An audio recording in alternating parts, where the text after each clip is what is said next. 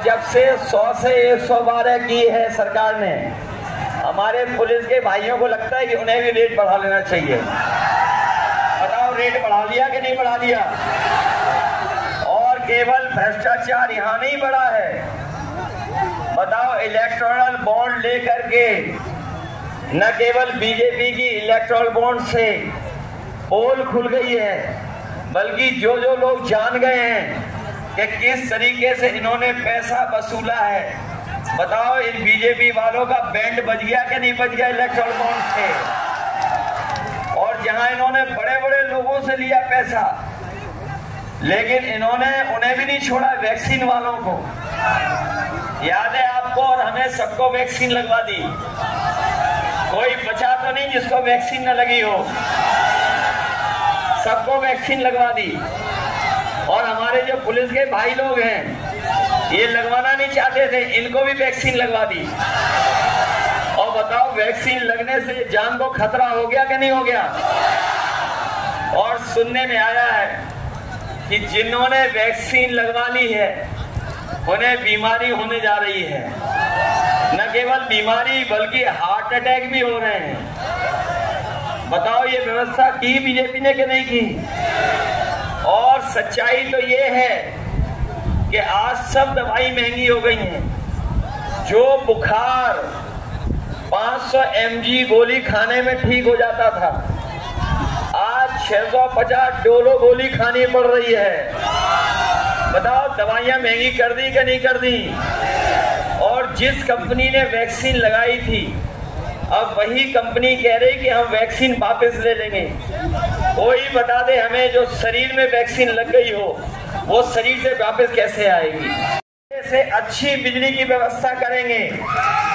और अगर हमें पैकेज दे करके अगर बुनकर भाइयों की मदद करनी पड़ेगी, क्योंकि आज सबसे ज्यादा संकट में, दयनीय स्थिति में अगर कोई हमारा है तो हमारा सबसे ज्यादा गरीब हुआ है तो हमारा बुनकर भाई हुआ है।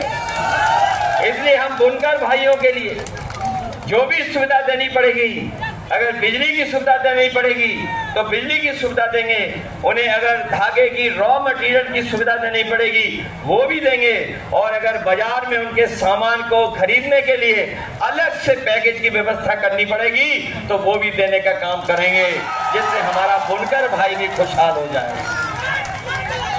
कम से कम हम लोगों ने गमछा पहन के शुरुआत तो कर दी है बुनकर भाइयों। और सुना तो ये है कि इतने गमछे बिके जिसकी कोई कल्पना नहीं कर सकता इस बार, और वो भी सबसे ज्यादा लाल रंग में। जहां हम लोग बुनकर भाइयों को सुविधा देने जा रहे हैं,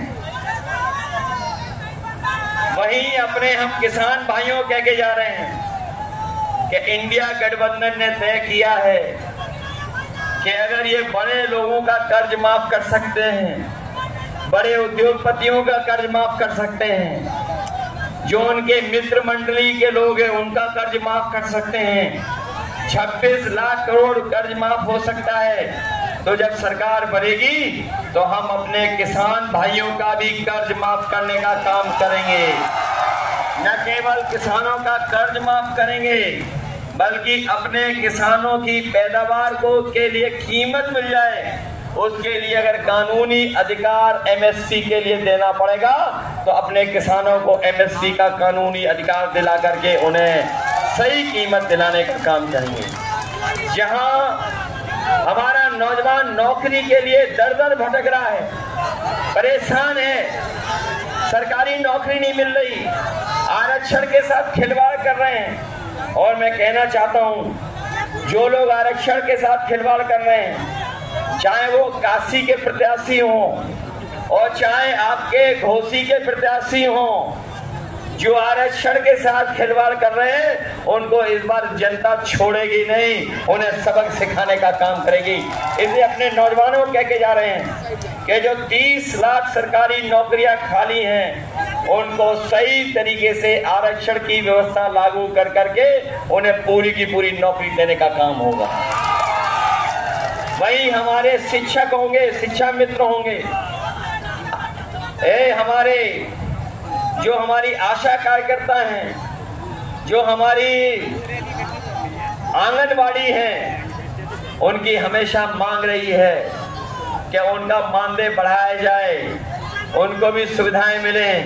तो हम भरोसा दिलाते हैं कि उनको भी सुविधा देने का काम करेंगे, उनका भी मानदेय बढ़ाएंगे। जहां मानदेय उनका बढ़ेगा वहीं हमारी मनरेगा की मजदूरी को भी हम लोग प्रतिदिन 450 कर करके अपने मजदूर भाइयों की मदद करने का काम करेंगे। इसलिए मदद करो सब लोग, मदद करोगे सब लोग। जो दूसरे प्रत्याशी हैं, सुना है जब भी कोई आ रहा है तो वो लड़खड़ा करके गिर पड़ रहे हैं। उनको कैसे गिर रहे हैं देखा आपने कि नहीं देखा? और सुना है मैंने कभी हम लोगों ने गुरु लोगों के सामने उठक बैठक की होगी। ये नए जो राजनीतिक गुरु हैं, जिन्हें वो अपना राजनीतिक गुरु मानते हैं, बताओ उनके सामने उठक बैठक कर रहे थे कि नहीं कर रहे थे? बताओ जो वोट डलने से पहले ही उठक बैठक कर रहे हो, तो बताओ बाद में कितनी उठक बैठक करेंगे ये लोग। इसलिए सावधान हो के नहीं हो। ये जो आखिरी, और याद है आपने, आपको तो याद होगा, आपको भी याद होगा, घोसी के चुनाव में भी रोकने की कोशिश की थी। लेकिन मैं आपको बधाई देना चाहता हूं कि हमारे बहादुर लोग हैं, एक भी रोका नहीं और अपना वोट डाल के आया था। बताओ वोट डालेंगे आप लोग? और याद रखना, ये वैक्सीन लगवा करके हमारी आपके जान के पीछे तो पड़े ही पड़े हैं। इन्होंने 400 का नारा देके ये संविधान के पीछे भी पड़े हैं। तो जहां ये चुनाव हमारे आपके भविष्य का है, वहीं ये चुनाव आने वाली पीढ़ी के भविष्य का भी है और संविधान बचाने का भी है। तो बताओ संविधान बचाओगे कि नहीं बचाओगे? इसलिए साथियों, आपका एक वोट आपके जीवन में बदलाव लाने का काम करेगा। जो हमारे समाजवादी पार्टी के प्रत्याशी हैं राजीव राय, नहीं की, जब कोई सब कुछ उनके हाथ में था, संसाधन हाथ में थे, सरकार थी, जो चाहते सो कर लेते। लेकिन याद रखना, जब जनता को जरूरत थी तब सरकार ने आपकी मदद नहीं की थी। और ऐसा भी समय देखा था, गुजरात से, महाराष्ट्र से, बाहर से जो हमारे काम करने वाले गरीब लोग थे, उन्हें पैदल पैदल अपने घर तक पहुंचना पड़ा था। उस समय अगर किसी ने मलेशिया से मजदूरों को बुला करके और पूरे कोरोना काल में जो सहयोग और मदद करने का काम किया, दवाई से लेकर के सुविधा अगर किसी ने की थी, तो राजीव राय करते रहे थे, लगातार आपकी मदद करते रहे। इसलिए मुझे पूरा भरोसा है कि जहां आप राजीव राय जी की मदद करने जा रहे हैं, वहीं आप लोग समाजवादी पार्टी की भी मदद करना। बताओ, ये राजीव राय जी समाजवादी पार्टी के प्रत्याशी हैं, इनका चुनाव चिन्ह याद है? और आप लोग तो जानते होंगे कि आप में से बहुत से लोग चाहते थे कि गठबंधन हो जाए। लाइन तो हम और आप लोग कह सकते हैं, दूसरी लाइन तो कोई भी नहीं कह सकता है। सोचिए आप किस किस को धोखा दिए हैं, और ये ऐसे धोखेबाज हैं जो अपने को भी धोखा देंगे, अपने आप को भी धोखा दे रहे हैं। इसलिए ऐसे स्वार्थी लोगों के खिलाफ आप लोग मतदान करने का काम करना, यही मैं निवेदन आपसे करने आया हूं। जहां 4 जून को रिजल्ट आना है, ये तो सब लोग जानते हो कि नहीं जानते हो? रिजल्ट आ रहा है 4 जून को, और 4 जून को बताओ क्या है? मंगल का दिन है, उसी दिन मंगल होना है। बताओ मंगल होना है कि नहीं होना है 4 जून को? और जो लोग जनता को धोखा दे चुके हैं, गरीबों को धोखा दे चुके हैं, बताओ पीडीए की ताकत से घबरा रहे हैं कि नहीं घबरा रहे हैं? और इतने घबराए हुए हैं कि इंडिया गठबंधन का नाम भी सही तरीके से नहीं ले पा रहे हैं। जब नाम लेते हैं तो बताओ क्या कहते हैं? बताओ, जिन्हें यही नहीं पता है कि INDI ये इंडिया होता है, इंडी नहीं होता है। इसलिए ऐसे लोगों से सावधान रहोगे कि नहीं रहोगे? लेकिन अब तो सुनने में आ रहा है कि जो वो काशी वाली सीट है, वो जो प्रधान सांसद हैं वो भी हारने जा रहे हैं, इसीलिए तपस्या के लिए चले गए हैं। और ऐसे लोग जो गालीबाज हैं, इन गालीबाज लोगों को सबक सिखाओगे कि नहीं सिखाओगे? तो ये मान लें कि घोसी ऐतिहासिक वोटों से जीतेगी, जिताओगे सब लोग। यही मैं आपसे निवेदन करने आया हूं कि राजीव राय जी को एक एक वोट दे करके इन्हें जिताने के साथ साथ रिकॉर्ड मतों से जिताने का काम करना है। बताओ, आसपास हम लोग जीत गए कि नहीं जीते हैं? आजमगढ़ जीत गए कि नहीं जीते?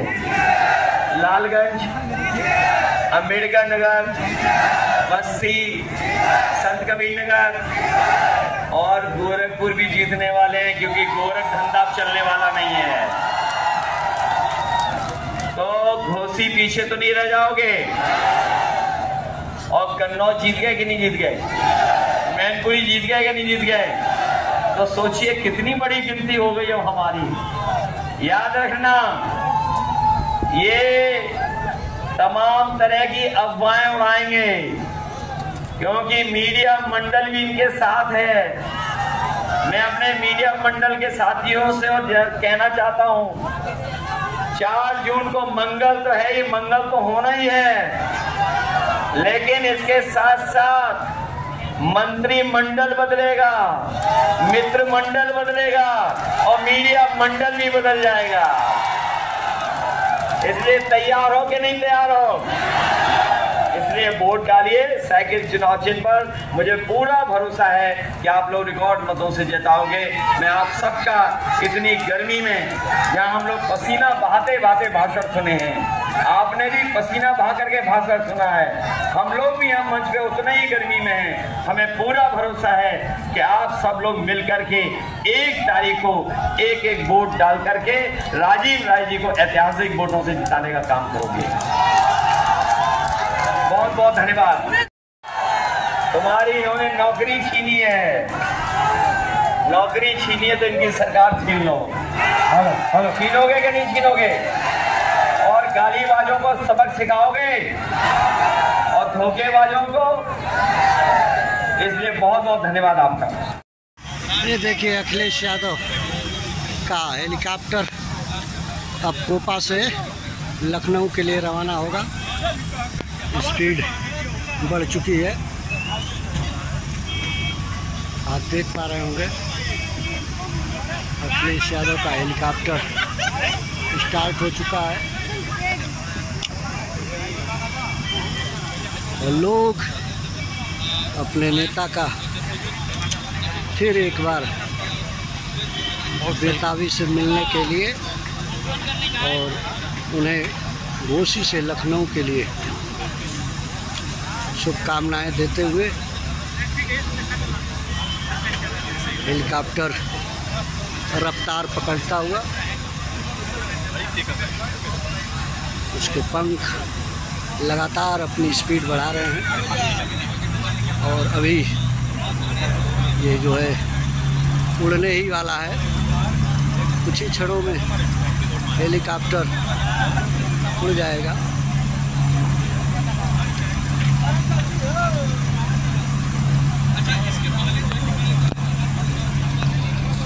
आप देखिए धीरे धीरे स्पीड उसकी बढ़ती जा रही है।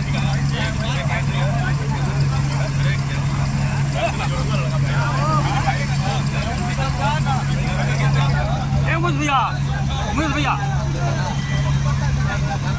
आइए।